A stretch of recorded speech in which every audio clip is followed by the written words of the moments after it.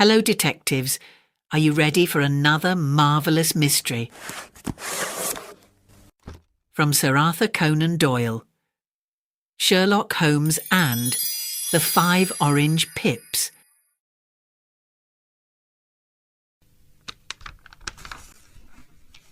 When I glance over my notes and records of the Sherlock Holmes cases between the years 82 and 90, I am faced by so many which present strange and interesting features that it is no easy matter to know which to choose and which to leave. Some, however, have already gained publicity through the papers, and others have not offered a field for those peculiar qualities which my friend possessed in so high a degree, and which it is the object of these papers to illustrate. Some, too, have baffled his analytical skill, and would be, as narratives, beginnings without an ending, while others have been but partially cleared up, and have their explanations founded rather upon conjecture and surmise than on that absolute logical proof which was so dear to him.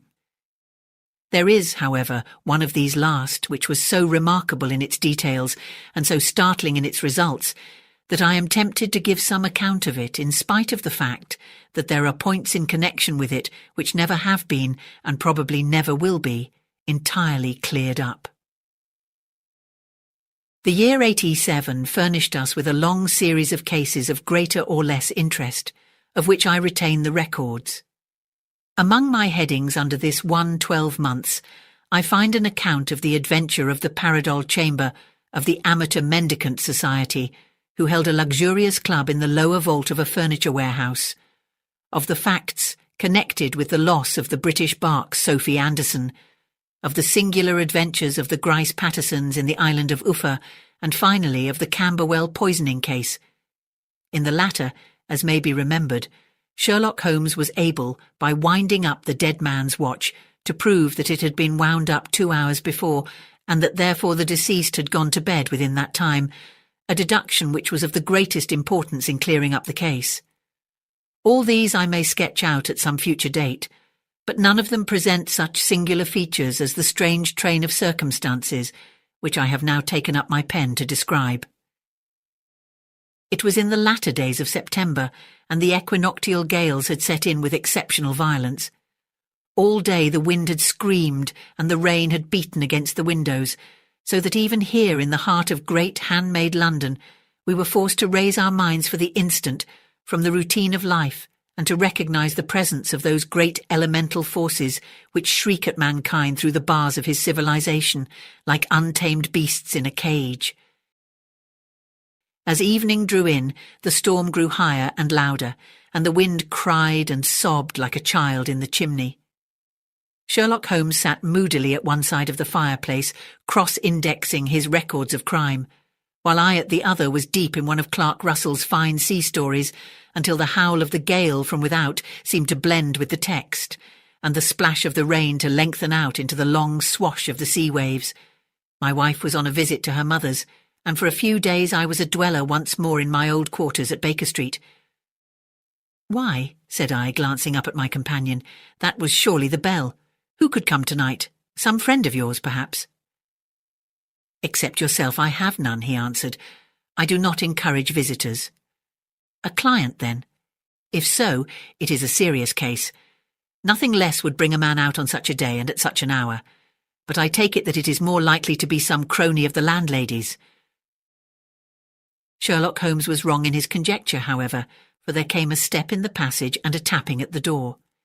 He stretched out his long arm to turn the lamp away from himself and towards the vacant chair upon which a newcomer must sit. "Come in," said he. The man who entered was young, some 22 at the outside, well-groomed and trimly clad, with something of refinement and delicacy in his bearing. The streaming umbrella which he held in his hand, and his long shining waterproof told of the fierce weather through which he had come. He looked about him anxiously in the glare of the lamp, and I could see that his face was pale and his eyes heavy, like those of a man who is weighed down with some great anxiety. "I owe you an apology," he said, raising his golden pince-nez to his eyes. "I trust that I am not intruding. I fear that I have brought some traces of the storm and rain into your snug chamber." "Give me your coat and umbrella," said Holmes. "They may rest here on the hook and will be dry presently. You have come up from the southwest, I see. Yes, from Horsham. That clay and chalk mixture which I see upon your toe caps is quite distinctive. I have come for advice. That is easily got. And help. That is not always so easy. I have heard of you, Mr. Holmes. I heard from Major Prendergast how you saved him in the Tankerville Club scandal. Ah, of course. He was wrongfully accused of cheating at cards. He said that you could solve anything. He said too much. That you are never beaten. I have been beaten 4 times, 3 times by men, and once by a woman. But what is that compared with the number of your successes? It is true that I have been generally successful. Then you may be so with me. I beg that you will draw your chair up to the fire and favour me with some details as to your case. It is no ordinary one. None of those which come to me are. I am the last court of appeal. And yet I question, sir, whether, in all your experience, you have ever listened to a more mysterious and inexplicable chain of events than those which have happened in my own family. You fill me with interest, said Holmes. Pray give us the essential facts from the commencement, and I can afterwards question you as to those details which seem to me to be most important. The young man pulled his chair up and pushed his wet feet out towards the blaze. My name, said he, is John Openshaw, but my own affairs have, as far as I can understand, little to do with this awful business. It is a hereditary matter, so in order to give you an idea of the facts, I must go back to the commencement of the affair. You must know that my grandfather had 2 sons, my uncle Elias and my father Joseph. My father had a small factory at Coventry, which he enlarged at the time of the invention of bicycling. He was a patentee of the Openshaw unbreakable tyre, and his business met with such success that he was able to sell it and to retire upon a handsome competence. My uncle Elias emigrated to America when he was a young man and became a planter in Florida, where he was reported to have done very well. At the time of the war, he fought in Jackson's army, and afterwards under Hood, where he rose to be a colonel. When Lee laid down his arms, my uncle returned to his plantation, where he remained for 3 or 4 years. About 1869 or 1870, he came back to Europe and took a small estate in Sussex, near Horsham. He had made a very considerable fortune in the States, and his reason for leaving them was his aversion to the New World and his dislike of the Republican policies. He was a singular man, fierce and quick-tempered, very foul-mouthed when he was angry, and of a most retiring disposition. During all the years that he lived at Horsham, I doubt if ever he set foot in the town. He had a garden and 2 or 3 fields round his house, and there he would take his exercise, though very often for weeks on end he would never leave his room. He drank a great deal of brandy and smoked very heavily, but he would see no society and did not want any friends, not even his own brother. He didn't mind me. In fact, he took a fancy to me, for at the time when he saw me first I was a youngster of 12 or so. This would be in the year 1878, after he had been 8 or 9 years in England. He begged my father to let me live with him, and he was very kind to me in his way. When he was sober, he used to be fond of playing backgammon and draughts with me, and he would make me his representative, both with the servants and with the tradespeople, so that by the time that I was 16, I was quite master of the house. I kept all the keys and could go where I liked and do what I liked, so long as I did not disturb him in his privacy. There was one singular exception, however, for he had a single room, a lumber room up among the attics, which was invariably locked, and which he would never permit either me or anyone else to enter. With a boy's curiosity, I have peeped through the keyhole, but I was never able to see more than such a collection of old trunks and bundles as would be expected in such a room. One day, it was in March 1883, a letter with a foreign stamp lay upon the table in front of the Colonel's plate. It was not a common thing for him to receive letters, for his bills were all paid in ready money, and he had no friends of any sort. "From India," said he as he took it up. "Pondicherry postmark. What can this be?" Opening it hurriedly, out there jumped 5 little dried orange pips, which pattered down upon his plate. I began to laugh at this, but the laugh was struck from my lips at the sight of his face. His lip had fallen, his eyes were protruding, his skin the colour of putty, and he glared at the envelope which he still held in his trembling hand. "K," he shrieked, and then, my God, my sins have overtaken me." "What is it, Uncle?" I cried. "Death," said he, and rising from the table he retired to his room, leaving me palpitating with horror. I took up the envelope and saw scrawled in red ink upon the inner flap, just above the gum, the letter K 3 times repeated. There was nothing else save the 5 dried pips. What could be the reason of his overpowering terror? I left the breakfast table, and as I ascended the stair I met him coming down with an old rusty key, which must have belonged to the attic, in one hand, and a small brass box like a cash box in the other. "They may do what they like, but I'll checkmate them still," said he with an oath. "Tell Mary that I shall want a fire in my room today, and send down to Fordham the Horsham lawyer." I did as he ordered, and when the lawyer arrived I was asked to step up to the room. The fire was burning brightly, and in the grate there was a mass of black fluffy ashes, as of burned paper, while the brass box stood open and empty beside it.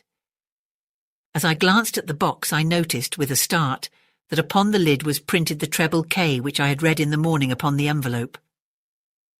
"I wish you, John," said my uncle, "to witness my will. I leave my estate, with all its advantages and all its disadvantages, to my brother, your father, whence it will no doubt descend to you. If you can enjoy it in peace, well and good. If you find you cannot, take my advice, my boy, and leave it to your deadliest enemy. I'm sorry to give you such a two-edged thing, but I can't say what turn things are going to take. Kindly sign the paper where Mr. Fordham shows you." I signed the paper as directed, and the lawyer took it away with him. The singular incident made, as you may think, the deepest impression upon me, and I pondered over it and turned it every way in my mind without being able to make anything of it, yet I could not shake off the vague feeling of dread which it left behind, though the sensation grew less keen as the weeks passed and nothing happened to disturb the usual routine of our lives. I could see a change in my uncle, however. He drank more than ever, and he was less inclined for any sort of society. Most of his time he would spend in his room, with the door locked upon the inside, but sometimes he would emerge in a sort of drunken frenzy, and would burst out of the house and tear about the garden with a revolver in his hand, screaming out that he was afraid of no man, and that he was not to be cooped up, like a sheep in a pen, by man or devil. When these hot fits were over, however, he would rush tumultuously in at the door and lock and bar it behind him, like a man who can brazen it out no longer against the terror which lies at the roots of his soul. At such times I have seen his face, even on a cold day, glisten with moisture, as though it were new raised from a basin. Well, to come to an end of the matter, Mr. Holmes, and not to abuse your patience, there came a night when he made one of those drunken sallies from which he never came back. We found him, when we went to search for him, face downward in a little green-scummed pool which lay at the foot of the garden. There was no sign of any violence, and the water was but 2 feet deep, so that the jury, having regard to his known eccentricity, brought in a verdict of suicide. But I, who knew how he winced from the very thought of death, had much ado to persuade myself that he had gone out of his way to meet it.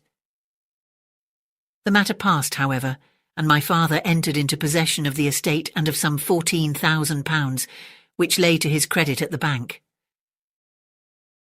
"One moment," Holmes interposed. "Your statement is, I foresee, one of the most remarkable to which I have ever listened.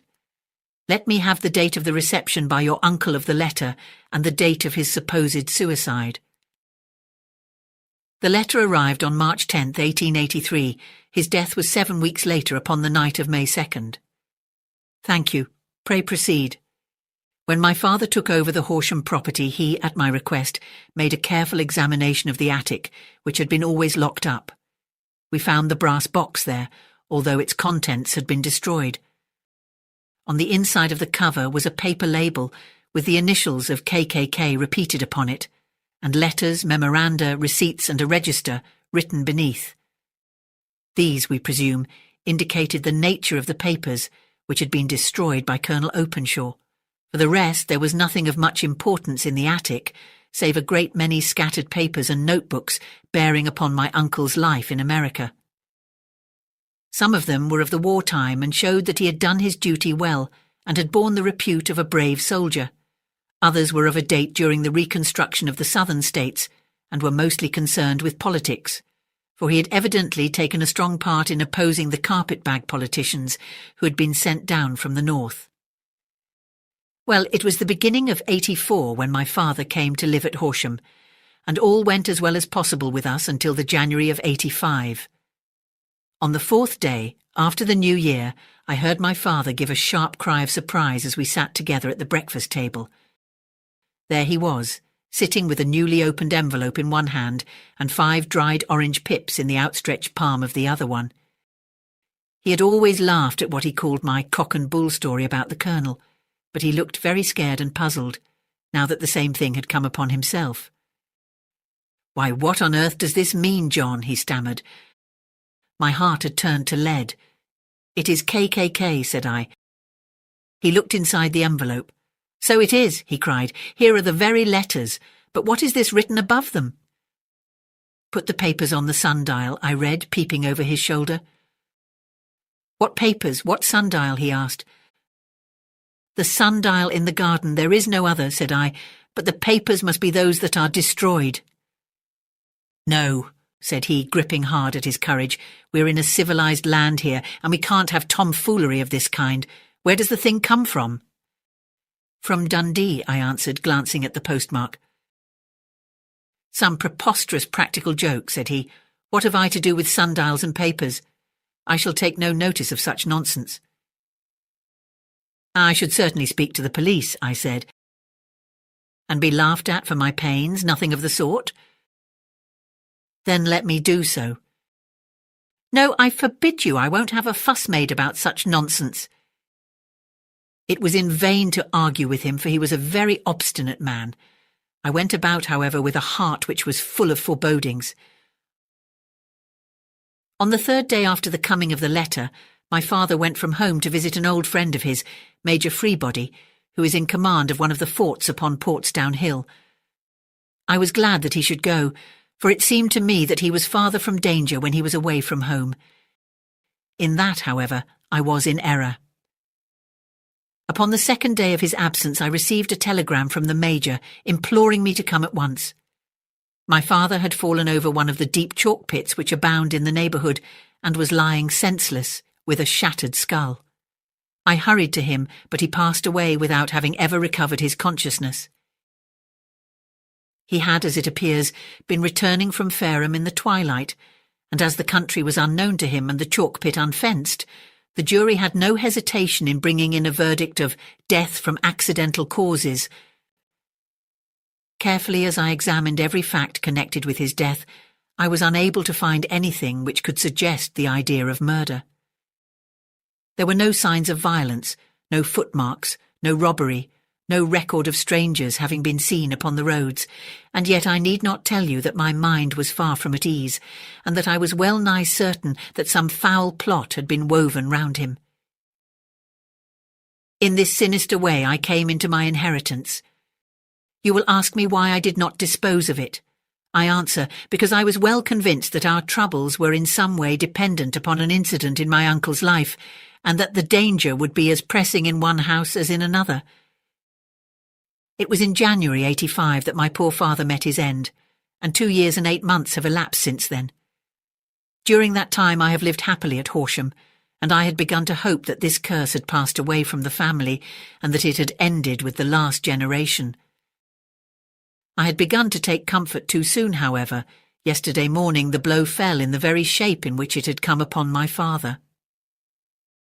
The young man took from his waistcoat a crumpled envelope, and turning to the table, he shook out upon it 5 little dried orange pips. "This is the envelope," he continued. "The postmark is London, Eastern Division. Within are the very words which were upon my father's last message, KKK, and then put the papers on the sundial." "What have you done?" asked Holmes. "Nothing." "Nothing?" "To tell the truth, He sank his face into his thin, white hands. I have felt helpless. I have felt like one of those poor rabbits when the snake is writhing towards it. I seem to be in the grasp of some resistless, inexorable evil which no foresight and no precautions can guard against. "Tut, tut," cried Sherlock Holmes. "You must act, man, or you are lost. Nothing but energy can save you. This is no time for despair." I have seen the police, but they listened to my story with a smile. I am convinced that the inspector has formed the opinion that the letters are all practical jokes, and that the deaths of my relations were really accidents, as the jury stated, and were not to be connected with the warnings. Holmes shook his clenched hands in the air. "Incredible imbecility," he cried. "They have, however, allowed me a policeman who may remain in the house with me." "Has he come with you tonight?" "No. His orders were to stay in the house." Again, Holmes raved in the air. "Why did you come to me?" he cried. "And above all, why did you not come at once?" "I did not know. It was only today that I spoke to Major Prendergast about my troubles and was advised by him to come to you." "It is really 2 days since you had the letter. We should have acted before this. You have no further evidence, I suppose, than that which you have placed before us. No suggestive detail which might help us." "There is one thing," said John Openshaw. He rummaged in his coat pocket, and drawing out a piece of discoloured blue-tinted paper, he laid it out upon the table. "I have some remembrance," said he, "that on the day when my uncle burned the papers, I observed that the small unburned margins which lay amid the ashes were of this particular colour.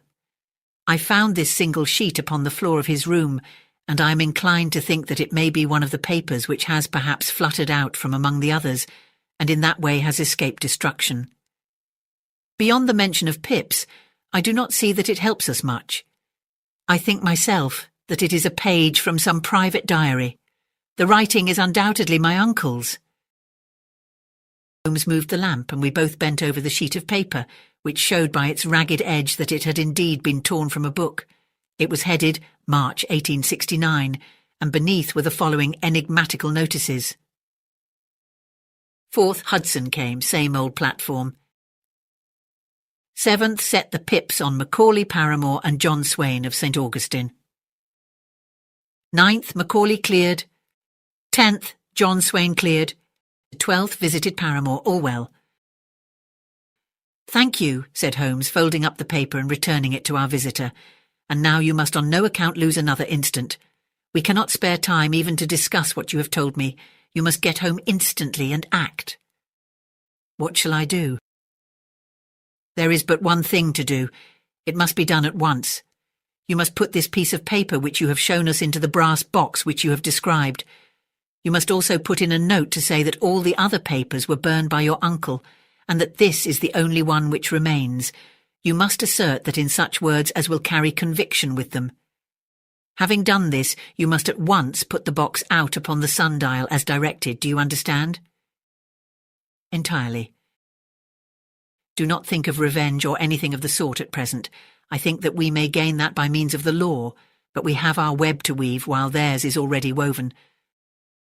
The first consideration is to remove the pressing danger which threatens you. The second is to clear up the mystery and to punish the guilty parties." "I thank you," said the young man, rising and pulling on his overcoat. "You have given me fresh life and hope. I shall certainly do as you advise. Do not lose an instant, and above all take care of yourself in the meanwhile, for I do not think that there can be a doubt that you are threatened by a very real and imminent danger.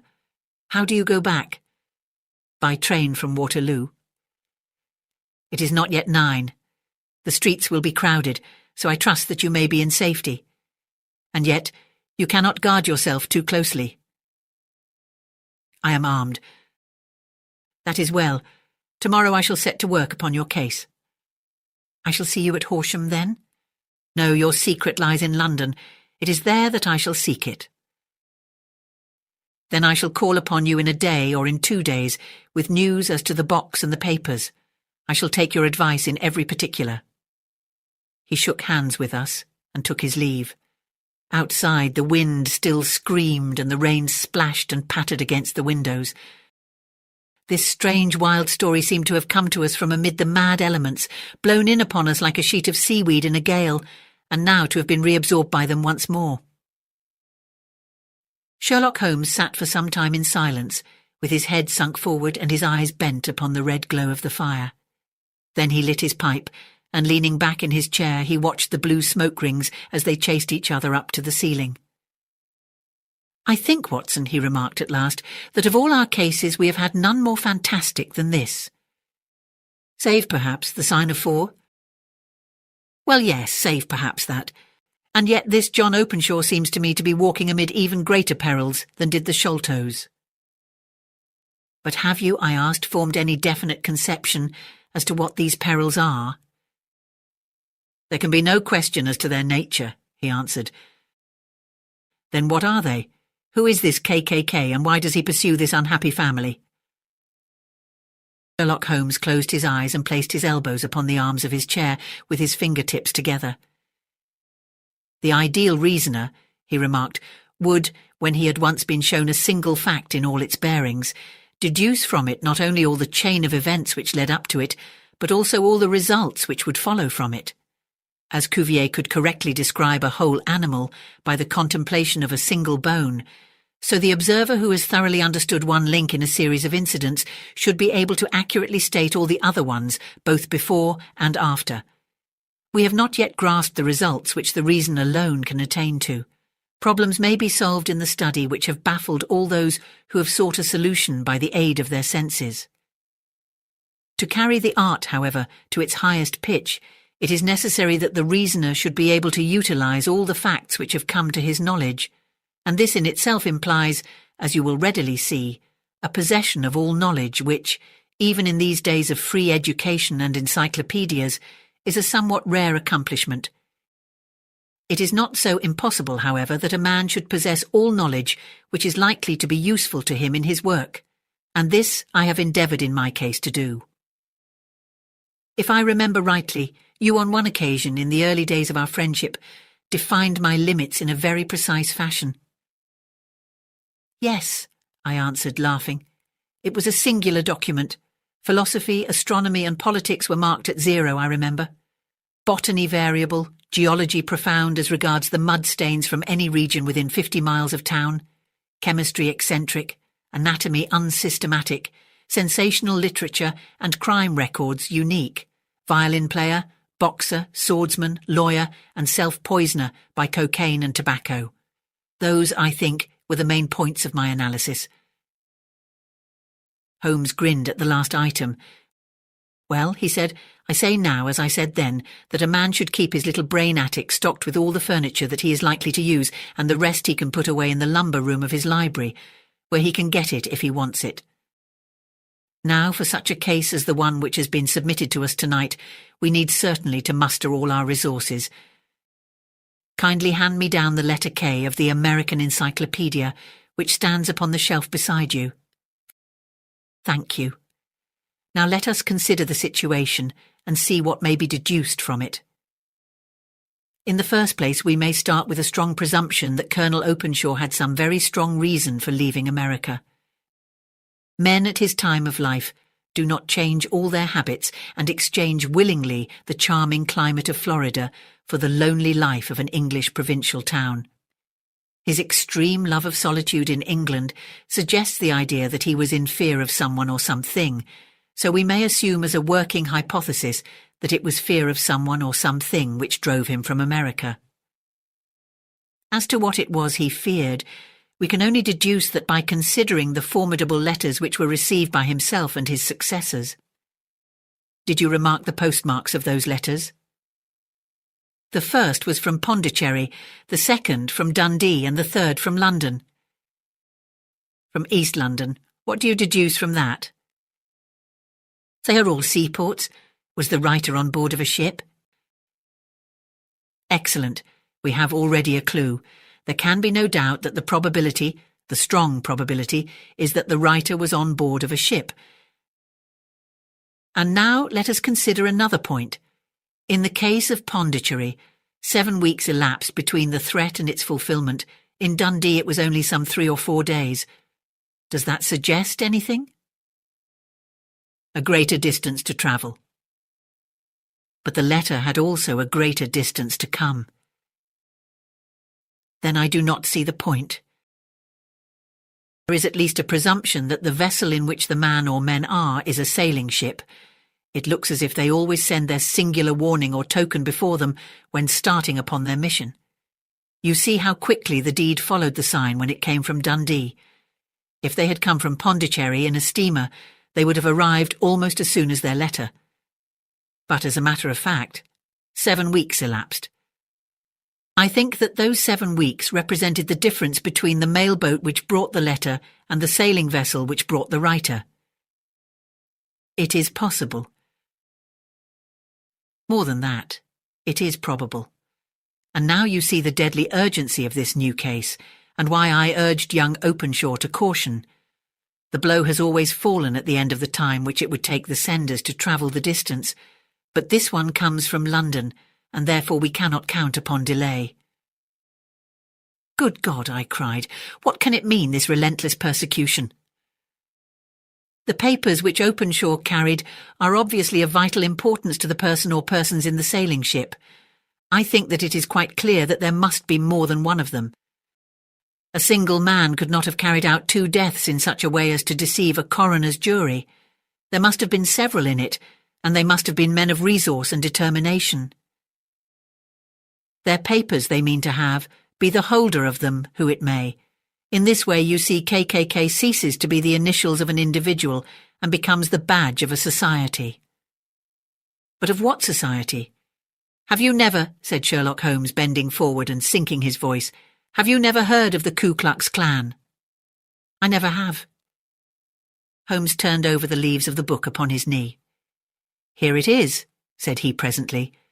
Ku Klux Klan, a name derived from the fanciful resemblance to the sound produced by cocking a rifle. This terrible secret society was formed by some ex-Confederate soldiers in the southern states after the Civil War, and it rapidly formed local branches in different parts of the country, notably in Tennessee, Louisiana, the Carolinas, Georgia, and Florida. Its power was used for political purposes, principally for the terrorizing of innocent people, and the murdering and driving from the country of those who were opposed to its views. Its outrages were usually preceded by a warning sent to the marked man in some fantastic but generally recognized shape. A sprig of oak leaves in some parts, melon seeds or orange pips in others. On receiving this, the victim might either openly abjure his former ways or might fly from the country. If he braved the matter out, death would unfailingly come upon him, and usually in some strange and unforeseen manner. So perfect was the organization of the society, and so systematic its methods, that there is hardly a case upon record where any man succeeded in braving it with impunity, or in which any of its outrages were traced home to the perpetrators. For some years, the organization flourished in spite of the efforts of the United States government, and of the better classes of the community in the South. Eventually, in the year 1869, the movement rather suddenly collapsed, although there have been sporadic outbreaks of the same sort since that date. You will observe, said Holmes, laying down the volume, that the sudden breaking up of the society was coincident with the disappearance of Openshaw from America with their papers. It may well have been cause and effect. It is no wonder that he and his family have some of the more implacable spirits upon their track. You can understand that this register and diary may implicate some of the first men in the South, and that there may be many who will not sleep easy at night until it is recovered. Then the page we have seen is such as we might expect. It ran, if I remember right, sent the pips to A, B and C. That is, sent the society's warning to them. Then there are successive entries that A and B cleared or left the country, and finally that C was visited with, I fear, a sinister result for C. Well, I think, Doctor, that we may let some light into this dark place, and I believe that the only chance young Openshaw has in the meantime is to do what I have told him.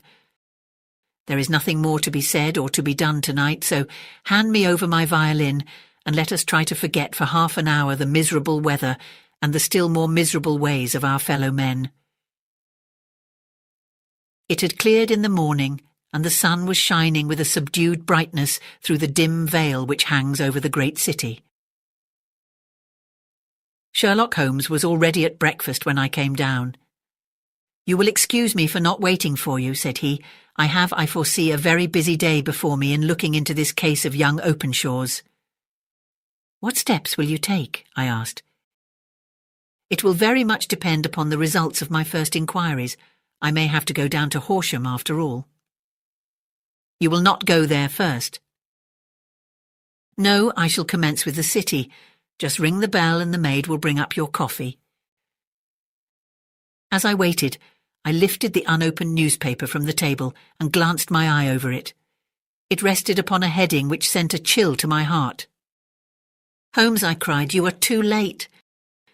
"Ah," said he, laying down his cup, "I feared as much. How was it done?" He spoke calmly, but I could see that he was deeply moved. My eye caught the name of Openshaw and the heading "Tragedy near Waterloo Bridge." Here is the account. "Between 9 and 10 last night, Police Constable Cook of the H Division, on duty near Waterloo Bridge, heard a cry for help and a splash in the water. The night, however, was extremely dark and stormy, so that, in spite of the help of several passers-by, it was quite impossible to effect a rescue. The alarm, however, was given, and by the aid of the water police, the body was eventually recovered. It proved to be that of a young gentleman whose name, as it appears from an envelope which was found in his pocket, was John Openshaw, and whose residence is near Horsham. It is conjectured that he may have been hurrying down to catch the last train from Waterloo Station, and that in his haste and the extreme darkness he missed his path and walked over the edge of one of the small landing places for river steamboats. The body exhibited no traces of violence, and there can be no doubt that the deceased had been the victim of an unfortunate accident, which should have the effect of calling the attention of the authorities to the condition of the riverside landing stages." We sat in silence for some minutes, Holmes more depressed and shaken than I had ever seen him. "That hurts my pride, Watson," he said at last. "It is a petty feeling, no doubt, but it hurts my pride. It becomes a personal matter with me now, and if God sends me health, I shall set my hand upon this gang, that he should come to me for help and that I should send him away to his death." He sprang from his chair and paced about the room in uncontrollable agitation, with a flush upon his sallow cheeks and a nervous clasping and unclasping of his long, thin hands. "They must be cunning devils," he exclaimed at last. "How could they have decoyed him down there? The embankment is not on the direct line to the station. The bridge, no doubt, was too crowded, even on such a night, for their purpose. Well, Watson, we shall see who will win in the long run. I'm going out now." "To the police?" "No, I shall be my own police. When I have spun the web, they may take the flies, but not before." All day I was engaged in my professional work, and it was late in the evening before I returned to Baker Street. Sherlock Holmes had not come back yet. It was nearly 10 o'clock before he entered, looking pale and worn. He walked up to the sideboard, and tearing a piece from the loaf, he devoured it voraciously, washing it down with a long draught of water. "You are hungry," I remarked. "Starving. It had escaped my memory. I have had nothing since breakfast." "Nothing?" "Not a bite. I had no time to think of it." "And how have you succeeded?" "Well." "You have a clue?" "I have them in the hollow of my hand. Young Openshaw shall not long remain unavenged. Why, Watson, let us put their own devilish trademark upon them. It is well thought of." "What do you mean?" He took an orange from the cupboard, and tearing it to pieces he squeezed out the pips upon the table. Of these he took 5 and thrust them into an envelope. On the inside of the flap he wrote S.H. for J.O. Then he sealed it and addressed it to Captain James Calhoun, Bark Lone Star, Savannah, Georgia. "That will await him when he enters port," said he, chuckling. It may give him a sleepless night. He will find it as sure a precursor of his fate as Openshaw did before him. And who is this Captain Calhoun? The leader of the gang? I shall have the others, but he first. How did you trace it, then? He took a large sheet of paper from his pocket, all covered with dates and names. I have spent the whole day, said he, over Lloyd's registers and files of the old papers, following the future career of every vessel which touched at Pondicherry in January and February in '83.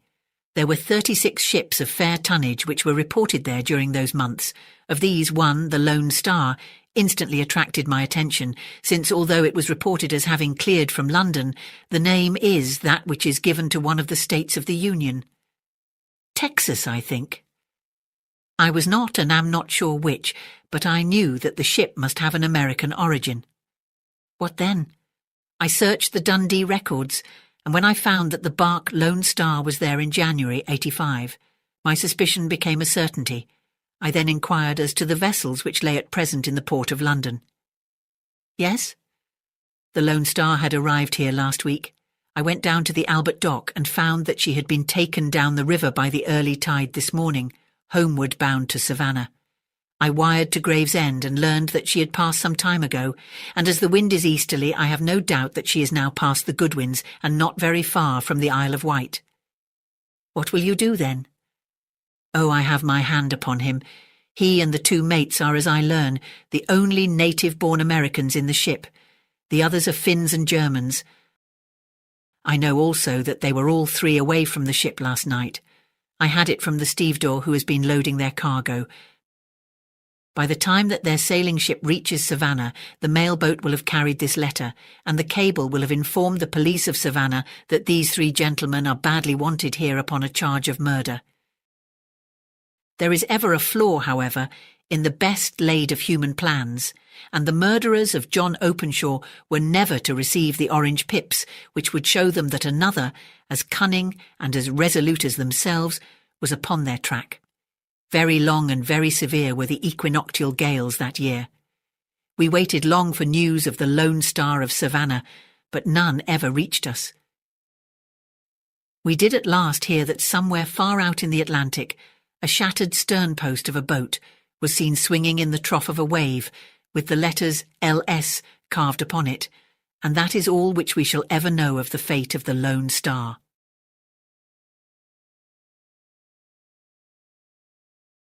Thank you for listening. I do hope that you enjoyed this audiobook.